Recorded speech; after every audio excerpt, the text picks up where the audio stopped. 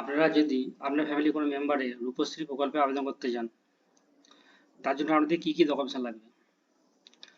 প্রথম যে ডকুমেন্টসটা লাগবে, যে মহিলা আবেদন করবেন, যার বিয়ে আর কি আবেদন করবেন রূপশ্রী প্রকল্পে, তার Aadhaar card, voter card, admit card xerox এবং অরিজিনাল নিয়ে যাবেন ফর্ম তোলার সময়। এছাড়া অনলাইনে ফর্ম ডাউনলোড করতে পারেন, আমি লিঙ্কটা ডিসক্রিপশনে দিয়ে দেবো।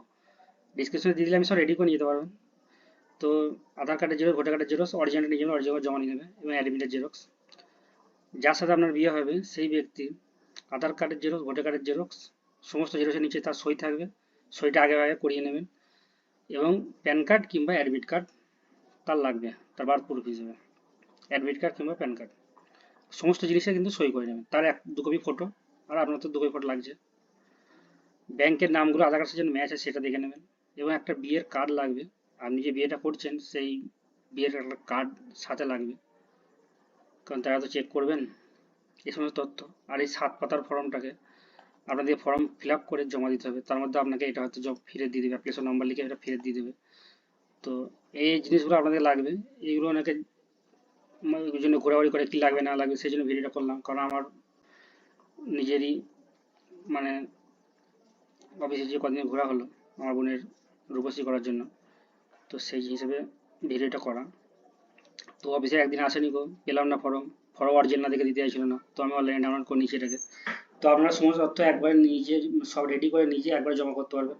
আর যখন আপনারা যে জামাই হচ্ছে আপনাদের, কথা কথা বলছি, যার সাথে যার বিয়ে হচ্ছে, সমস্ত জিনিস নিয়ে নিজে ডকুমেন্টসে সেলফ সই করে নেবেন। সইটা করার বাধ্যতামূলক, নাহলে জমা নিতে চাইবে না। আর 5 জনের রেফারেন্স লাগে, হ্যান ত্যান, এগুলো ফালতু কথা।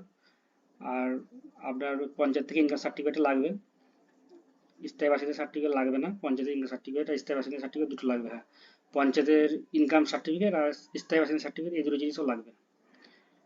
আনম্যারিড সার্টিফিকেট লাগছে না, কারণ আমাদের ক্ষেত্রে লাগেনি গো, এবং অন্যান্য জায়গায় কিরম সেটা জানি না, তবে এখানে আনম্যারিড সার্টিফিকেট লাগছে না। আপনার বিবাহ কার্ডটা দিলেই হবে। আর ফর্মটা কীভাবে ভরবেন সেই ভিডিও অন্যদিন করবো। আজকে কী কী ডকুমেন্ট লাগছে শুধু এটাই বলে দিলাম।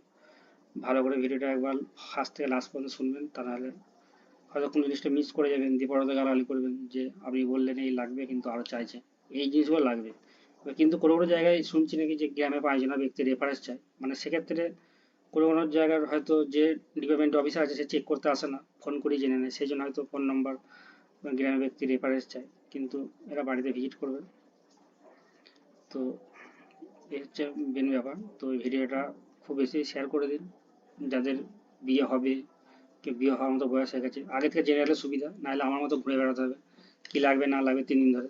আর আমি পুরো ভিডিওটাতে বলে দিলাম কি কি লাগবে, সেই সমস্ত জিনিসগুলো নিয়ে চলে গেলে আপনার কোনো ঝামেলা থাকবে না। একদিনই আপনার জমা হয়ে যাবে। ফর্মটা ডিসক্রিপশনে দিয়ে দেবো, ডাউনলোড করে জমা করতে পারবেন। নাহলে একদিন ফর্ম ফিল আপ করবেন, একদিন এ করবেন, হ্যান করবেন, এখন ঝামেলা। আর অ্যাকাউন্টটা অবশ্যই আপনার, যেহেতু 18 বছর ওপর হলেই আপনি বিয়েটা করছেন, তো অ্যাকাউন্টটা অবশ্যই মাইনর থেকে আপনি রেগুলার অ্যাকাউন্ট করে নেবেন। কারণ মাইনর অ্যাকাউন্টে টাকা অনেক সময় ঢুকতে যায় না, ঢুকে যাবে টাকা, ঢুকলেও আপনি তুলতে পারবেন না। 10,000 10,000 করে মাসে তুলতে হয়। তো আপনি অবশ্যই অ্যাকাউন্টটা ব্যাংকের, ভোটার কার্ড তো যেহেতু আপনার হয়ে যাচ্ছে, ভোটার কার্ড প্যান কার্ড দিয়ে ব্যাংকের যে আপনি অ্যাকাউন্টটা রেগুলার করে নেবেন। মানে স্টোরেজ অ্যাকাউন্ট আলাদা হয়, সেটা লিমিট করা থাকে, বেশি তুলতে পারবেন না। আর এটাতে আপনি পয়সাটা ঢুকবে, আপনি যদি একবারে না তুলতে পারেন তাহলে তো অসুবিধাই হবে। তো ব্যাংকের অ্যাকাউন্টে একটু আপডেট করে নেবেন, সেটা তো আপনার সুবিধা হবে।